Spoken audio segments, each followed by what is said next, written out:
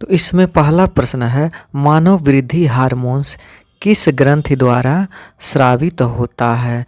तो प्यूटरी ग्रंथि का अग्रलोब से। निम्नलिखित में से कौन सा प्रकाश के अपवर्तन का उदाहरण नहीं है? तो अस्त होते हुए सूर्य का रंग लाल होना।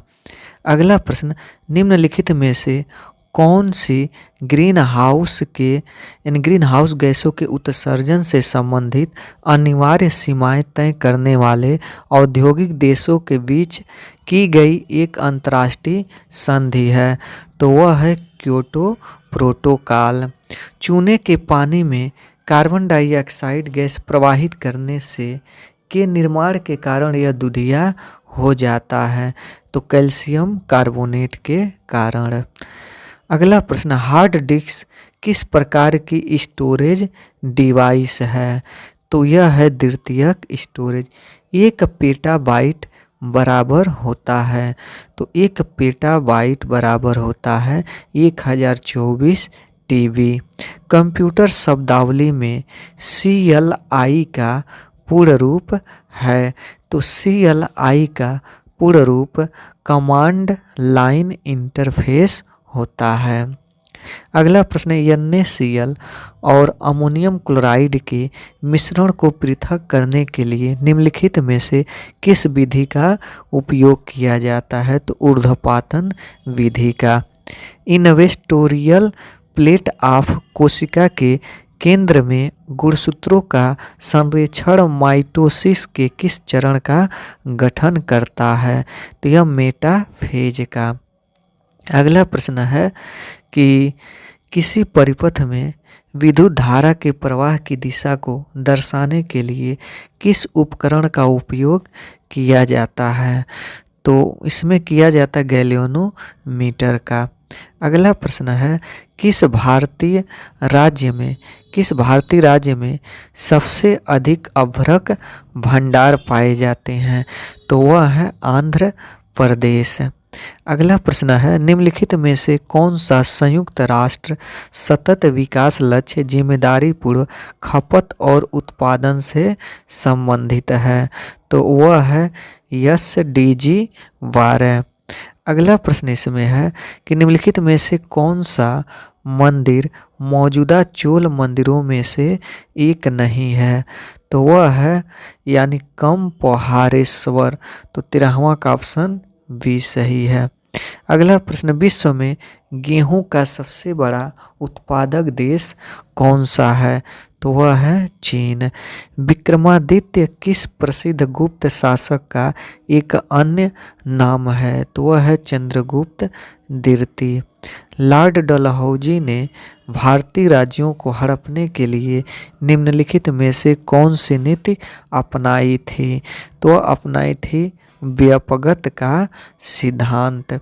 अगला प्रश्न है कि निम्नलिखित में से कौन सी जनजाति नागालैंड से संबंधित है? तो रेगमा। इदुक्की बांध किस नदी पर बनाया गया है? तो पेरियार नदी पर।